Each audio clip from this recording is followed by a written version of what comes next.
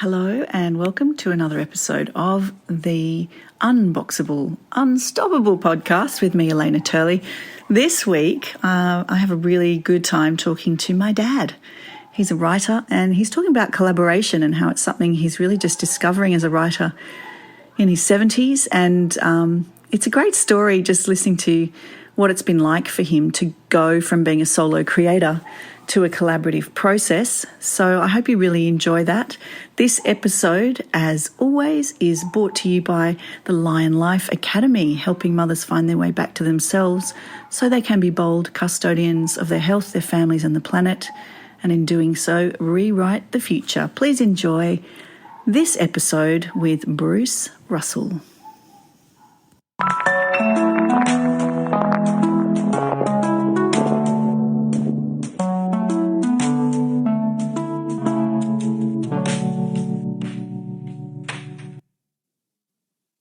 Hello and welcome to a very special guest. His name happens to be Bruce Russell, aka my dad, and I'm quite excited to have a chat and record it with my dad. And the reason that this happened is because I've been thinking a lot about collaboration lately and about the power of collaboration between people. And as it turns out, my very own dad has been having his own collaboration experience, and I thought it might be a useful one to share. So welcome, Bruce. Thank you, Elena. It's hard to be overly formal with you, obviously. Yes, we've known each other a long time. A very long time, the longest, and on my account. And so, Bruce, you're sitting in Perth, Western Australia. I'm sitting in Sydney, Australia. And we're on this Zoom call mainly for the podcast, Unboxable, Unstoppable podcast. And I'd love to hear a little bit about who you are and what you do. So tell me, give me a potted history of Bruce Russell in terms of your particularly creative history. Okay. Well, I'm essentially retired from regular paid work, and I used to teach and run groups and all sorts of things. But these days I spend most of my time writing, and I've been a published writer since I was, for quite a long while. Since the mid-90s I had a bit of a breakthrough and published our first novel. And since then I've published 4 or 5 novels, plus I've completed a couple of biographies commissioned biographies of, in this case, 2 businessmen who wanted me to interview their friends and, glean as much information and interview them, obviously, and present their lives as coherent stories, which was great because I am essentially a novelist, but if I bring that to stories of people's lives, to biographies, then, those skills come in very handy.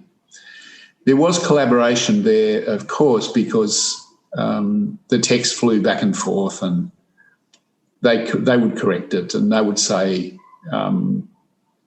look, this isn't quite, how I want to present myself. Or in one case, my friend Dan said that. Gosh, I really like the way he said that. I think you could have me saying that. So I learned lots of things by collaborating with those 2 guys. But do you want me to launch straight into the collaboration story? Or let's have a conversation. I want to ask a little bit more about, so why and when did you start writing? What was the beginning of your creative foray into being a writer? Tell me a bit about that, where it's coming from. Yeah. Well, I began not all that long before you were born, I guess, just writing sketches of people on the back of a boat heading for Europe with your mum. And I got very interested in the people on the boat, particularly on the back deck of the boat. they were all going off to somewhere else, in some cases to fame and glory, like Alan Jones, the racing car driver, was on that boat. He was one of our mates on the back deck. We used to sit there sipping coffee and ouzo because it was a Greek ship. And I began to write these little sketches of people. So I guess that was a beginning. In Canada, where we taught school for a couple of years, I tried my hand at short stories and had a bit of help from a friend of my father's, but he wasn't able to place them. So I just kept going along like that and sort of getting slapped down and then picking myself up and going, no, I can. And then I finally entered a short story competition, a national short story competition, came second, won a small amount of money, wow. Thought that my story was better than the winners, and just kept going from there. And so I published quite a few short stories. Never really got into the longer works, but when I moved to Perth, I had a particular story that I sort of needed to tell, and it needed a full-length work. And it was a sad story about my brother and the way he passed. And I ended up making that into a fiction. So that would be the beginning of published life as a published writer. Long form published. And because I guess I'm curious also about, growing up, was it something you imagined yourself doing? Did you read a lot? Were you someone who liked writers and were interested? You did? I always read a lot and was read to by a loving grandma.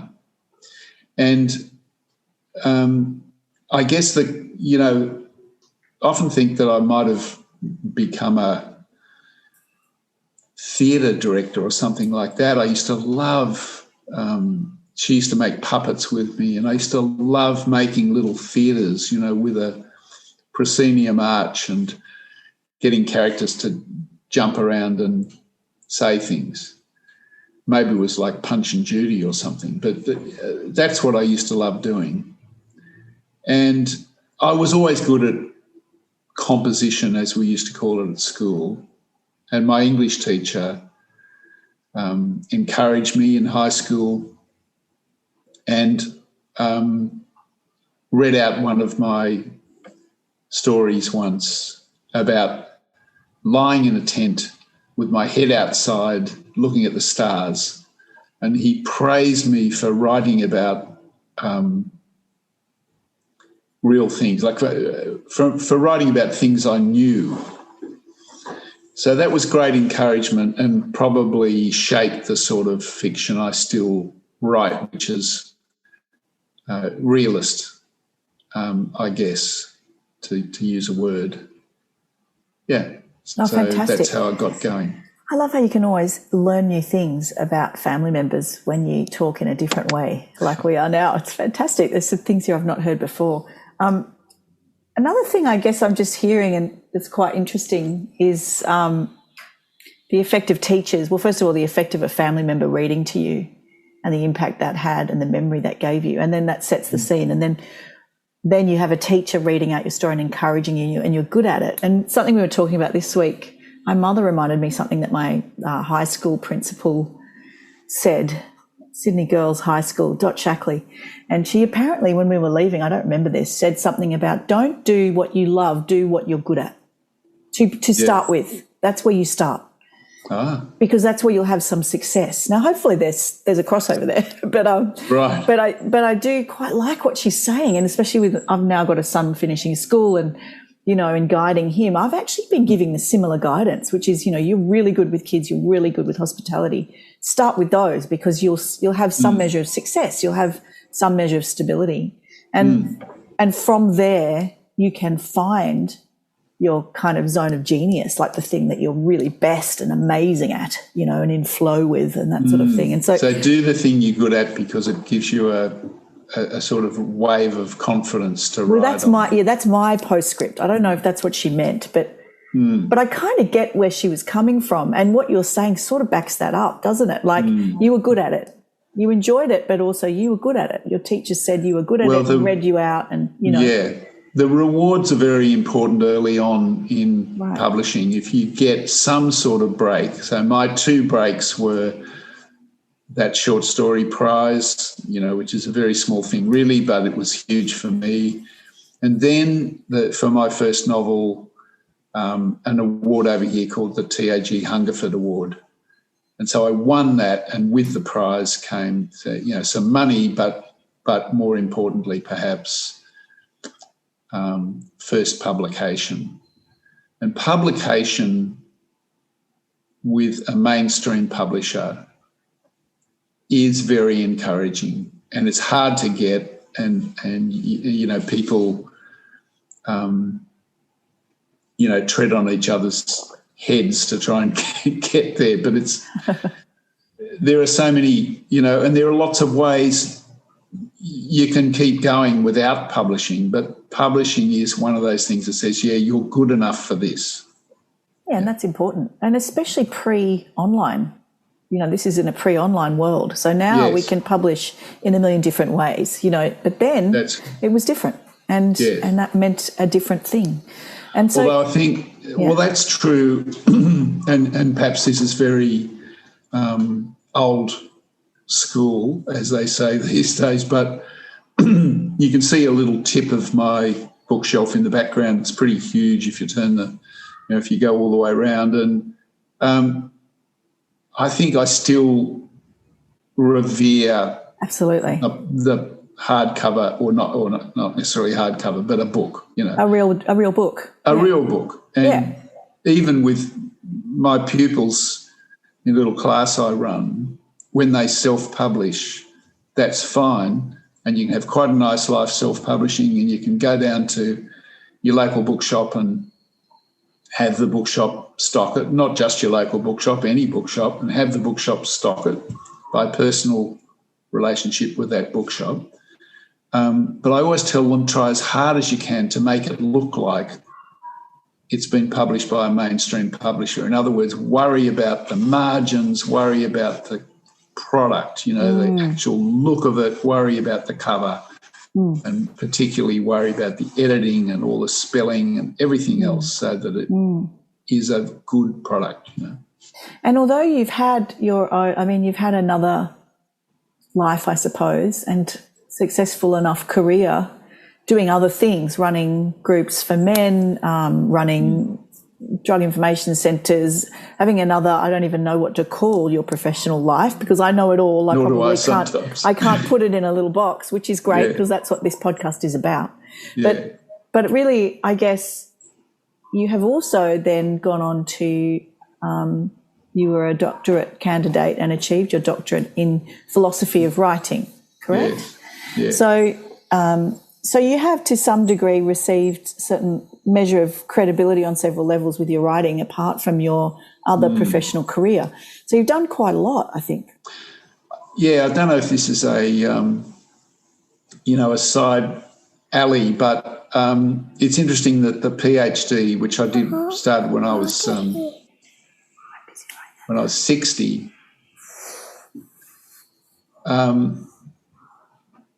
When my first grandson was born. The other grandson's just here. He wants to hear you. So if you can still be heard great. this way, let's... Yeah. Here's the other grandson. We'll see if it works. Hi, Cole. So, there's something about doing the PhD that actually kind of made me stumble in my publishing career, and I distinctly remember coming back with my PhD novel, and in what way? Which was called The Museum of the Self, and I thought it was pretty good. And yes, I said, well, here it is, and it's been supervised by Amanda Lowry, who's a well-known Australian writer, and yes, they said, we don't love it, pass. And who said that? Your publisher? Yeah. So, I mean, there's a whole lot of factors there, but maybe the idea of having, my publisher doesn't work for everybody. Like lots of writers get a jolt like that where who they thought of as their publisher. Yes, right. Decides to pass for various reasons. The publisher, not your publisher. So would it be fair to say that most of your writing up to a point, apart from the ghostwriting collaboration that you did with the business people, has been fairly solo? Has been, you've taught groups. I know you've had a writing group for a lot of your life. Yes, it's solo. It's absolutely. I thought you can't get away from that. This is a solo occupation. You sit at your desk, you slave over the words, you do drafts, you redraft it. Some element of collaboration comes in when you actually take the manuscript to a publisher and they say yes, and they give you a contract. And the editing and then you sit with them and perhaps negotiate about certain words and certain phrases. And that was a shock. I mean, if you've spent 2 years by yourself creating a character, as I did in my first book, she was called Del Marie, funny name. And then I used to have discussions with my publisher about whether Del Marie would actually say that and so on. And you're like, but I created her. I know what she'd say. Yeah, I know what. Yeah, exactly. Yeah. So that sort of collaboration exists, but it's always the work at the desk that seemed to me to be a lonely thing. What you had to do, you probably could only do it in a room by yourself where you got privacy. And that was how I thought of writing. And what's happened more recently?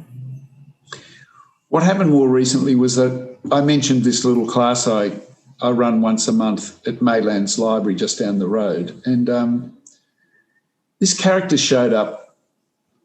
I can say his name, Kelvin. And he was, an older guy, very jovial. He was always ready to, read his bit of work that when we did writing exercises in class. And he said to me that he was self-publishing these crime books. There was a whole series of them, and some of them were set in the future and so on. And I remember thinking, oh, yeah, okay, so that's good luck to you. And he would read them to his mates. Or not read them, he would sell them to his mates when he published them. Right, fantastic. But they were not serious books from my point of view. Yes. And then one night we got friendly, and sometimes a few of us go down the pub, but one night just he and I ended up in the pub after class. And he said, listen, Bruce, I think, you're really good with words and you're published. And I'm really good at plots. So how about we get together and write a book together? And I just I thought he was really cheeky. He is a cheeky guy. And I laughed. And I said, well, yeah, Kelvin, let me think about it and I'll get back to you. And anyway, the next morning I wrote him a very, teacherly kind of group leader sort of email going, well, look, Kelvin, I've got lots of projects and, But as it turned out, the project I was working on sort of crashed and burned. And then I thought up this other thing I wanted to write about going to San Francisco in 1978, right back then when you were only 6. And I would visit my brother, James, and then I would go to Central America and South America on the Gringo Trail. So I wrote the first bit by myself, and it was like a memoir. Which is kind of your comfort zone, isn't it? Like memoir fiction / is where you normally reside, right? Yeah. Autobiographical fiction and memoir.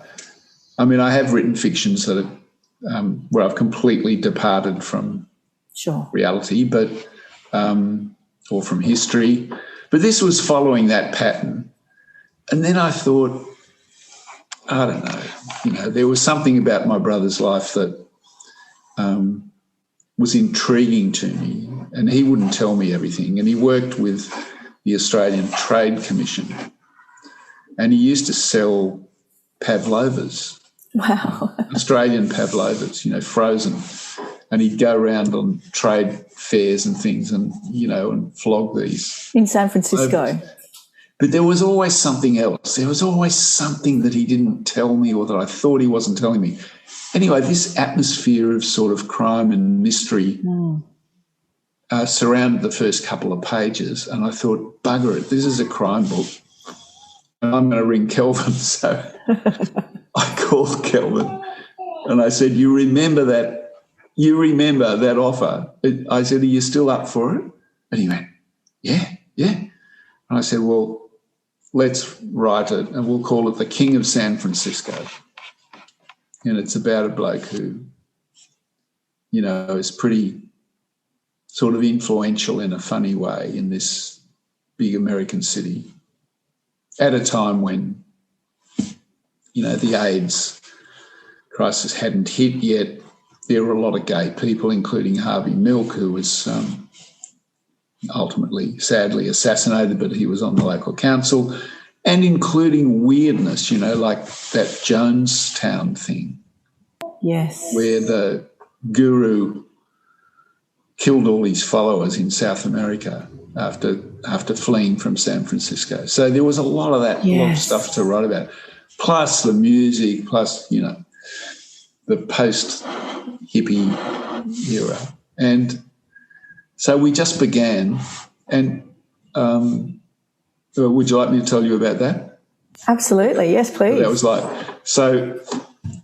first time it was hair-raising because he wrote back his chapter. We decided to do a chapter about. So I said, okay, well, I'm up to here, so I'm going to hand it over to you now. Then he sent back his chapter, and it was all dialogue, and it was all tough, sort of, Raymond Chandler sort of, And, no grey. No grey.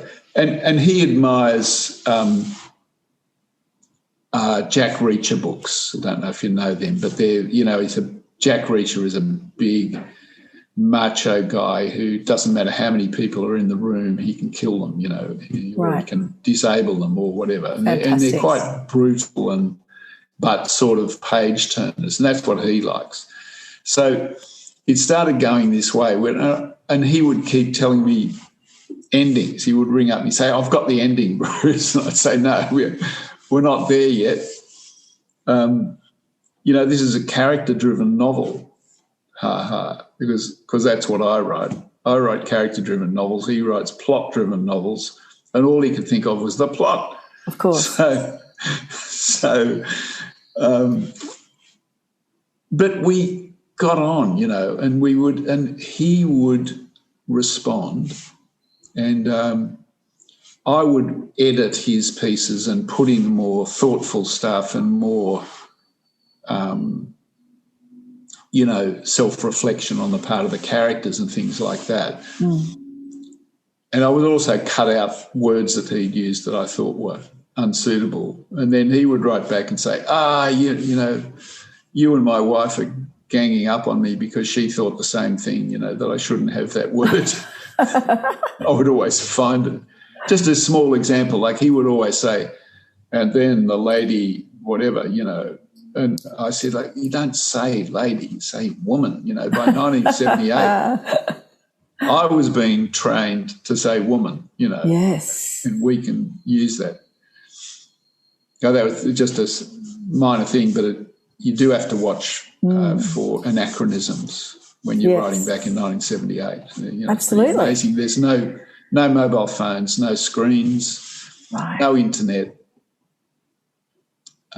Must be a fascinating world just to immerse yourself in for a while. Very. And, he's a muso as well. He's been a muso and he's interested in music. And so he says, the Flying Burrito Brothers were really big at that time. So we had a whole chapter where they go to a Flying Burrito Brothers concert. And great. Grateful Dead, would that have been big at that point? Yeah, as well? they would have been there, I guess. I was thinking, or maybe they're a bit earlier. I don't know. You'd have to check it all, wouldn't you? Yeah, you have to check everything. Fact checking, yeah. Yeah. But anyway, that's how it's going. So we're up to about 30,000 words. And that's amazing. The collaboration is going gangbusters. I mean, we meet at least once a week. We're really churning out the work.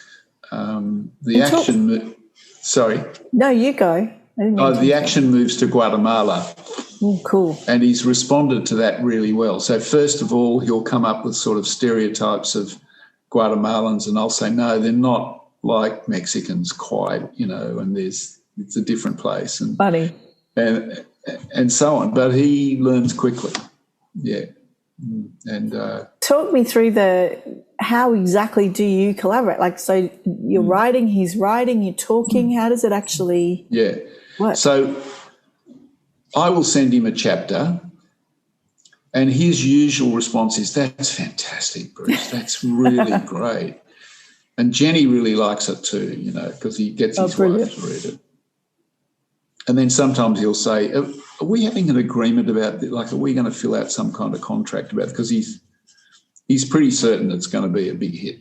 Great. So he pours a lot of admiration on me. But as we've gone along, and then I usually just send him back his chapter that's heavily edited and with inserts to try and make it stick. Well, you used to be a continuity person. I've got to try and worry about continuity and the technical, the side of it. Yeah, what's been said before. Right. And so I can just put that in. So I've got free rein as far as editing him.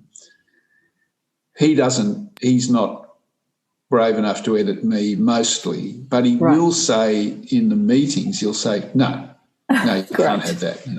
And I'll say, well, I would think, blah, blah, and, about some outcome or about some meeting with high-powered gangsters or something. He'll say, no, that's not going to happen, He also seems to know hardware, so he's got a Beretta and he's got Uzi guns in it. He's got some technical knowledge there. Yeah.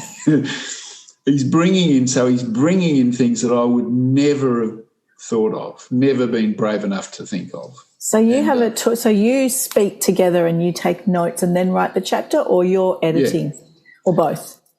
Well, we will agree on where it's going, and then I'll say, okay, I'm going to write it up until the point where they leave the compound in Guatemala, and then he's got the next scene to write, which is them fleeing the compound and trying to get to a place called Panajachel. So the other funny thing is that he insists on some things, not very often, but he says, we've got to have a dog. And I say, I don't think so. Why? Well, we've got to have a guard dog. And and they'll find him on the beach, on Pebble Beach down at just south of San Francisco there, that fabulous strip of coastline leading down to Monterey. We'll find him there. He'll be very dishevelled and covered in sand, but he'll actually have been trained to be a guard dog. What a great idea. It's an Alsatian. It's a German Shepherd, a beautiful German Shepherd. And he had a joke to go with it. He said, they're going to call him Rolex. I said, why is that? Well, because he's a watchdog. Ah, brilliant. Boom, boom. So, that's okay. But he'd already had the younger brother give the older brother a Rolex watch. And I said, well, you can't have both. You've got to have one or the other. Right. So that's how it goes. So we haggle, and, of course, that's very enlivening, It's sort of, you don't have those sort of haggles with yourself. And so tell me, what's great about it? Why is it great for you to be doing this? Oh, I can just tell by the way I'm talking about it, that it makes me, it's sort of brought me back to the guts of writing. Whereas I think in later life, I'd sort of, after my 3 novels were published with Fremantle Press and after these biographies, I was sort of maybe taking on projects that were impossibly difficult and maybe even inward looking, I can see out of the corner of my eye a certain granddaughter as well. Yes, my son and daughter just walked in behind the Zoom session. For those of you on the podcast that can't see the video, it sounds like I love that you said, I can tell by the way I'm talking about it, because sometimes in my coaching, for example, when someone says, well, I just don't know which one to do, I want to do this, I want to do this, I want to do this. And I'm like, well, when you talk about it, how do you feel? Or like when people talk about you, what do they always ask you about? What do they always say? Oh, yeah, she's that woman who blah, blah, blah. Because the way that we talk about things gives us huge indicators, doesn't it? And the way we feel when we talk about something. It's a big indicator. Like it's in the body almost. Like you can feel it in the body, right? Absolutely, absolutely. So I'm, wanting to tell Robin, that's my wife, about it. And she listens and she laughs about my stories about Kelvin. I don't want to tell a lot of other people about it. But it's like I've got a secret, I've got a sort of a fun secret that makes me want to get out of bed every day, really. And that's amazing, isn't it? It's like something that gets you out of bed has got to be good because you're excited about it, Well, getting out of bed very early is a writer's thing, and I used to do it with my books when I was, 50. Yeah. And it's not so easy now, but there have been a couple of mornings where I've got up at 5 o'clock and that's exciting. It's lovely. It's just sort of recaptured that. And what don't you love about it? Is there anything you don't love? Well, yeah. I mean, I'm terrified that it's going to be ridiculous. It's going to be, filled with Jack Reacher sort of characters that are, gun-wielding idiots, who gangsters and who I don't ever want to have anything to do with. But it isn't like that. I'm reading over it again and I'm enjoying it, the reading over and as a story. And I think it's well written and so. There's definitely something about, you're doing a project that you're enjoying and the process is enlivening and enjoying and joyful. So it's kind of like, almost doesn't matter, does it? The book at the end almost doesn't matter if it's that much fun to make. I mean, it does because it's a creative process. Yes, I mean, I don't want to disappoint him and I don't want to disappoint myself and I don't want to spend a year or it might only be 6 months the way it's going, but, just wasting time. But I think something will come of it. I mean, the other amazing thing is to think that you can collaborate with people in a class, people that you have this relationship of, mentor, guide, teacher, coach, etc. But then to be able to collaborate with one of them on a book-length project is a pretty amazing thing. In fact, it's probably a selling point, And absolutely. I can imagine that as a really good publicity message. Yes, it's a lovely story. And also, I mean, you're touching on there something that I am also really passionate about, again, because I create communities in the work that I do. And one of the reasons that I do that is because I feel like there's a huge amount of care and consideration and accountability and a sort of an exponential effect when you work with other people. And when you come in with a kind of a common with a deliberate intention, I guess, like for you, it's to write this book and for me, it's often to maybe solve some problems, but it's like there's something kind of, it builds on itself and it snowballs and it builds in a way that it doesn't build when you're on your own. Yes. And that accountability, like you're saying, I want it to be a good book for him. I don't want him to be disappointed, you know. There's that, it's not just about you. And there's something powerful, I think, when we do get our focus off ourselves and look around us and start to connect with that sort of idea as well. It's powerful. Yeah. You know, we're built like that. You can get a bit precious writing your own book by yourself in your little study. And I don't have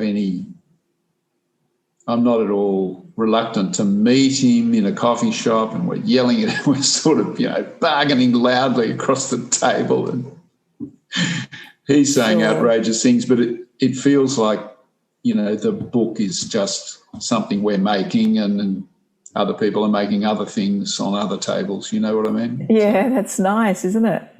And it's natural. There's something also, I think, about doing something that sort of just happens very naturally. Yeah. It's not forced. It's not difficult in that way. And well, it made me think, I talked about playwriting before, and it made me think that, you know, maybe I am in the wrong game, or it's a bit late, but, you know, like the idea, making a play, of course, playwrights have to get together with the actors and or TV as well as, you know, screenwriters. Negotiate with the director about how the action and so on. So and that's collaborative. It is a fun thing. So the benefits of collaboration for you are many, by the sounds of it. There's a lot of benefits, and my tip would be find somebody that you share some things with. Yes. So, but not too close to your own. So he is nothing like the writers I know. You know, I know lots of writers, too many writers. One of them, a friend said the other day, "You're the only person I know that could do something like this." But I like him because, I mean, he rides a Harley. He's been a muso. You know, there's lots of things in his life that I connect with. And, you know, you've always been the kind of person one of my defining memories as a child, whenever we went anywhere, and often we went on holidays together, you know, so that was sort of a lot of my experience with you. And one of the things I always remember you is we'd been some back of Burke, middle of nowhere pub, and you would strike up a conversation with whoever was sitting next to you at the bar, you know, so that interest. No, it was lovely. And we sort of would make friends wherever we went, mostly friends anyway, I think. But, like, I just remember that interest that you talk about that started you writing, that observation of people and that interest in people's stories and characters, you know, in your novel. That's clear that's in you, you know, like whenever we travelled, you would always start talking and you were interested in them. It wasn't like you were just talking about yourself. You wanted to know who they were and what was their story. Oh, that's lovely. And I remember that. And I remember being, because I was extremely shy, and I remember feeling almost like, gosh, like almost embarrassed because there was no way I could do that. You know, I was so not in that space.